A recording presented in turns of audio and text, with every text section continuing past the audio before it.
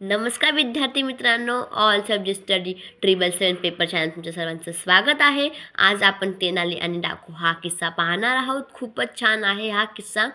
ज्यांनी पण पहिले जे किस्से पाहिले नसतील त्यांनी पहा, कारण ते खूपच छान किस्से आहेत. लिंक डिस्क्रिप्शनमध्ये दिली आहे. आता आपण आपल्या किस्सा स्टार्ट करूया. चला ठीक आहे, ओके स्टार्ट. एकदा एका डाकूमुळे राजा कृष्णदेवराय आणि प्रजानन त्रासले होते. राजाने सैनिकांना आदेश दिला की जेव्हा तुम्हाला तो दिसेल तेव्हा त्याला पकडा. काही वेळाने तेनालीरामन तेथून चालला होता.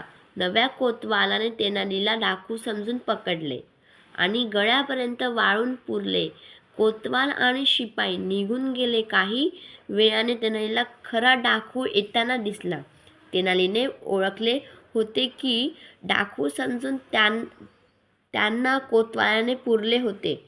तेनाली जोरजोरात मंत्र म्हणू लागला. डाकू त्यांच्या जवळ गेला. डाकूने त्यांना विचारले की तुम्ही स्वतःला असे वाळून गाळून घेऊन मंत्र का म्हणता आहे? तेनाली म्हणाला, जो काही स्वतःला वाळून गाळून घेऊन मंत्रांचा जाप करेल तर त्याची शक्ती कित्येक पटीने वाढेल. नंतर तेनालीने डाकूला सांगितले, मला बाहेर काढ, म्हणजे मी माझी शक्ती वाढली की पाहतो. डाकूने त्यांना बाहेर काढले. त्याला वाटले की तेनाली खरेच खूप शक्तिशाली झाले आहेत. त्याने लगेच स्वतःला वाळून गाळून घेतले आणि मंत्राचा जाप करायला लागला.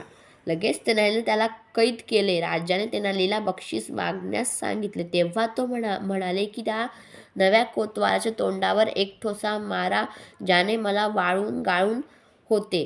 हे ऐकून राजा खूप रागवला. त्याने कोतवालाला नोकरीवरून काढून टाकले. हे बघा फ्रेंड्स, हा खूपच इंटरेस्टिंग चॅप्टर म्हणजे एक किस्सा होता.